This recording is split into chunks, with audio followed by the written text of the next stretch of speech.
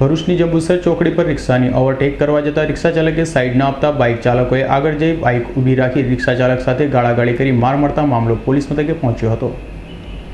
પ્રાપ્ત માહિતી અનુસાર ભરૂચના પરદેશી વાડ ખાતે રહેતા મોહસિન ઇસ્માઇલ પટેલ ગઈકાલે સાંજે 6:15 કલાકની આસપાસ તેની રિક્ષા નંબર GJ16V 2040 લઈ જંબુસર ચોકડી તરફ પસાર થઈ રહ્યા હતા। જંબુસર ચોકડી પર પહોંચતા તેની પાસે બાઇક નંબર GJ16B 2354માં આવી અને ઊભી હતી, જેના પર બેઠેલા બે શખ્સોએ મોહસિન સાથે બોલાચાલી કરી હતી અને સાઈડના આપવા બાબતે ગાળાગાળ કરી માથામાં લોખંડનું કોઈ સાધન મારતા તેને માથામાં ઈજા પહોંચી હતી।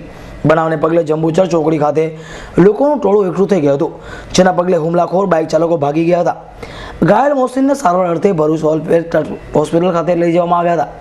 બનાવની જાણ થતાં B ડિવિઝન તથા પોલીસ ગુનો દાખલ કરી હાથ ધરી હતી, જેમાં આજરોજ સવારે 11:30 વાગ્યાની આસપાસ મોહસિનને મારનાર હુસેનિયા એકમાં પેરાડાઇઝ સોસાયટી ખાતે રહેતા ફૈયાઝ ઇબ્રાહીમ પટેલ તથા ઇબ્રાહીમ ઉમરજી પટેલની પોલીસે ધરપકડ કરી કાયદેસરની કાર્યવાહી હાથ ધરી છે।